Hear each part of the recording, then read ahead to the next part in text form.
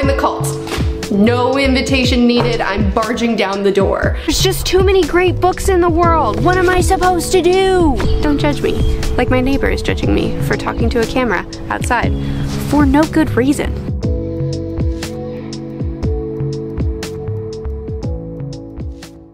I am about to make this book my next personality trait. Oh my goodness, I love it so much. Let me read you some lines. Some out of context, hilarious, fantastic lines. I don't want to die now, he yelled. I've still got a headache. I don't want to go to heaven with a headache. I'd be all cross and I wouldn't enjoy it. They're introducing a new character and that character's opening line is, I think you ought to know I'm feeling very depressed. And then the person who wanted the person who wanted this character to do something said, here's something to occupy you and keep your mind off things. It won't work, droned Marvin. I have an exceptionally large mind. And then later that same character, oh man, I could pretty much read you any of their lines actually. But there was one recently that I read. So Marvin asks a question and then says, no, don't bother to answer that. I'm 50,000 times more intelligent than you, and even I don't know the answer. It gives me a headache just trying to think down to your level. There's not a line in this book that misses. There's not a character in this book that misses. I'm near done with it. I think I have 60-ish pages left, and I'm completely obsessed with it. I mean, could not love this book more. I've already bought the entire series. Will be continuing on to book 2 the moment I finish book 1.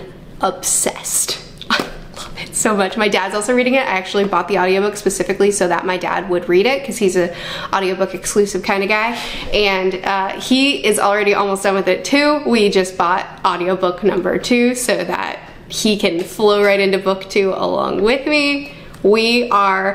We've joined the cult. Corey told me this is a cult classic, massive, intense following. Join the cult. No invitation needed, I'm barging down the door. I went to a bookstore to buy the rest of the series and they didn't have it, but I did buy some other things that were on my list of things to buy next time you go to the bookstore. Conversations with Friends by Sally Rooney. This is a literary fiction and it's on a lot of people's list of like, if you love Frederick Bachman and other really popular lit fic authors, check this one out. So I own it now. Skin to the Sea, Skin of the Sea, which is about a girl who has been turned into Mami Wata. What she does is, I'm not sure what year this is set in, but this is during the slave trade, and she follows ships that are transporting slaves, and when they toss a body overboard, because as they transported slaves, it was inhumane conditions that they were transported in, so a lot of them died in transit.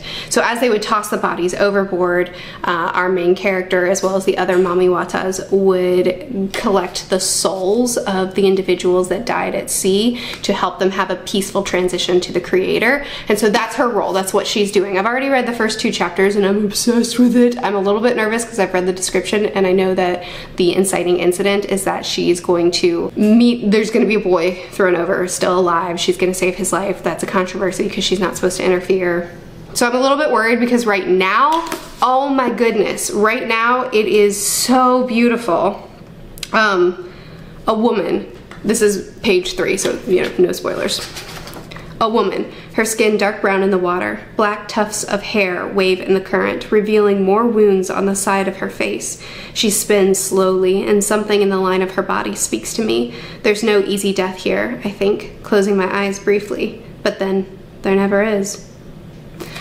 It's such a haunting, beautiful, painful 2 chapters that I've read, and I don't want to shift away from this painful look at history into like a romance is what I'm afraid it's gonna focus on. But anyway, I'm making myself only read a chapter a day because I don't want to derail my current reading plans, but really excited about that book. And I also bought Censor, which was not on my plan to buy when I went to the bookstore, but it's Junji Ito and I want to read more of his stuff. They didn't have several of the books that I wanted to buy there, so I had to order them. So a couple of other books, Amari, which is a middle grade elemental magic school setting. Hollow Pox, which is book 3 in the Nevermore series, which is another middle grade series that I'm in the middle of and loving. And The Girl Who Fell Beneath the Sea, which is another nautical story. I think it's every year, I'm not positive, a girl has to be sacrificed to the sea god, but he's never satisfied, and I'm pretty sure the girls always die. Our lead sacrifices herself in the place of another person, and she has to travel down to the depths of the sea, and she is the offering to the sea god, but you know, he may not be satisfied with her. Also, she's gonna drown if she's down there for too long. So lots of things happening here. Those are the books that I bought. I also had to order, and this one, I also had to order the next 5 books of Hitchhiker's Guide, and that's not gonna be here until Tuesday. This is gonna be done tomorrow. I don't know what, I gotta start the next one right away. But actually what I really need to do is start We've Always Lived in the Castle, so I guess I'll read that really quick while I wait for Hitchhikers to arrive. Anyway, my battery is about to die. Will there be time for me to also talk about Hunter x Hunter in this clip? Let me try.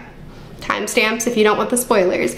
I finished the Greed Island arc. It was excellent. I'm so happy with the way it ended. I'm especially happy with this line right here. Why can't I find it? I can't find it. It's the one where they said, all right, congratulations, Gon. You won. You get to go hopefully see Jing. What's the first thing you're gonna do? And his response is, I'm going to introduce him to Killua. Tell him what a great friend he is. You have no business to make me emotional like that. I loved the dodgeball game. I loved the way it resolved. I can't believe we actually spent a large portion of time working with Hisoka. I have so many thoughts about that. I have so many thoughts about the final battle where Gon refused to stop and he gave up his arm, and it looks so much like stuff that Hisoka has done. I need to get my thoughts together. I have so many thoughts. Gon is going in a direction that I didn't expect, and that's maybe a little bit disturbing. In the dodgeball game, being willing to let Killua mangle his hands so that he could win in the way that he found the most satisfying is disturbing. Gon is disturbing me. But like, I have so many thoughts floating around in my head. I have to get them together. But it was a great arc. Great arc. So that's what I'm reading. I finished this, working on this. I'm gonna start SpyxFamily tonight. I'm gonna finish this probably tomorrow, and I'll get started on this. Welcome to the vlog.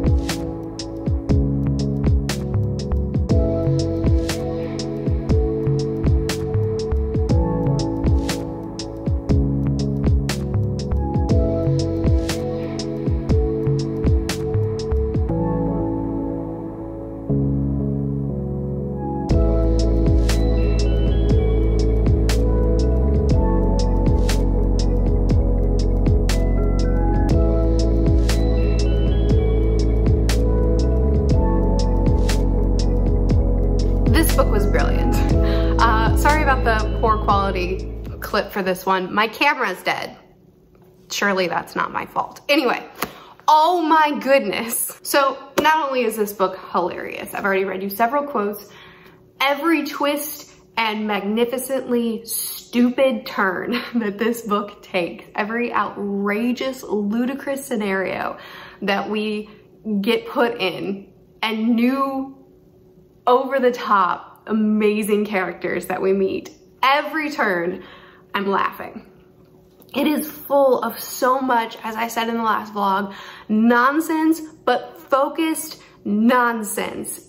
It's hilarious, but also it's very subtly introspective.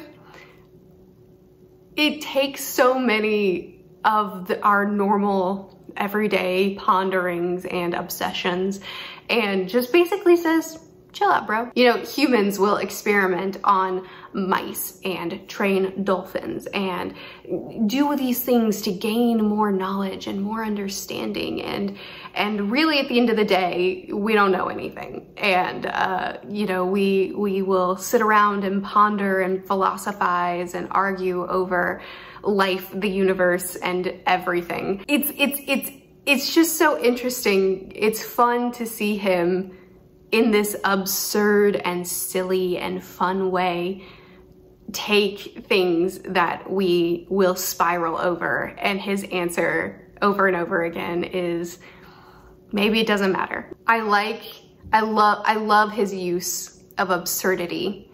I love his humor as well as his roundabout way of discussing things. It was so much fun. I definitely would love to, once I get the rest of the books and I read the rest of the books, I'd love to do a full-on discussion just talking about how great this story is, because I'm completely in love after having read, I mean, in my copy, in the mass market paperback, it's only 216 pages. It's such a fast read, and it's so ridiculous and addictive, but also, I don't know, also very focused. I just enjoyed myself so much. I have not started technically, We Have Always Lived in the Castle. I have read the first paragraph.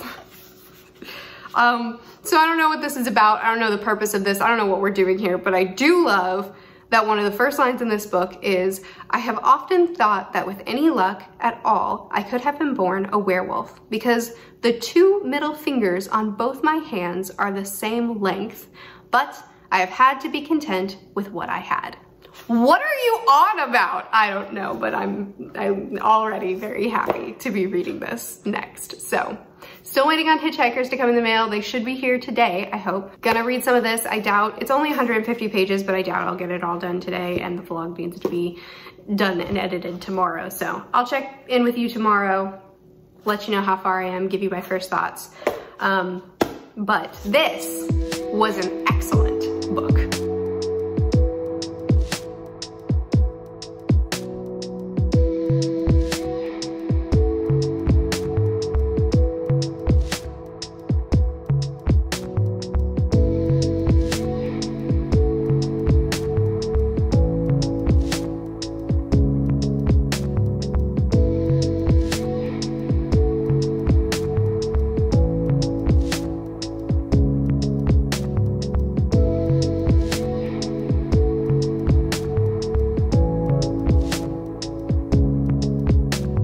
They came! The next Hitchhikers books came. I'm so excited. Oh, I have them in the wrong order. One second.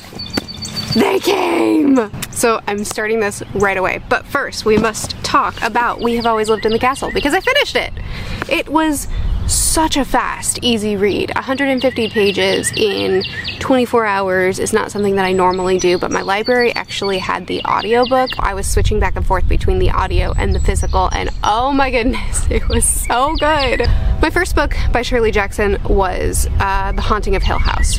So this is my second book by her, and I liked The Haunting of Hill House more, but I loved this one too, and I think Shirley Jackson is just going to be one of those authors that I just need to read through a lot of her books. This, I think, in structure was really similar to The Haunting of Hill House in that it begins in this kind of eerie, creepy, gothic beginning, and things just escalate and escalate, and then by the final like third of the book, it's just wild. So for We Have Always Lived in the Castle, our protagonist is this young girl who lives in an old manor with her family, and before this book starts, the entire family was poisoned and quite a few of them died. And because of this event, the family has been left in all different states of disrepair and of mental health situations. So our lead girl, she is the only one that leaves the house and leaves the manor and goes into town to get their weekly supplies, and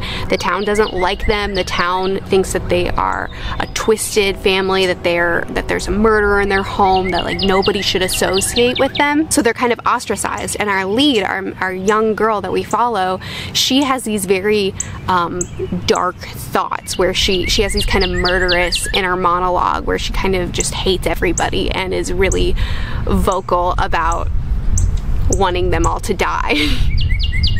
So it starts off with this very slow-moving, creepy, gothic vibe where you, the reader, can tell that not all the information is being given to you, so there's an urge to read on and to figure out what's going on, and it just gets wild. And while I can say that I saw some of the things coming, it's like I don't really read Shirley Jackson books to be surprised.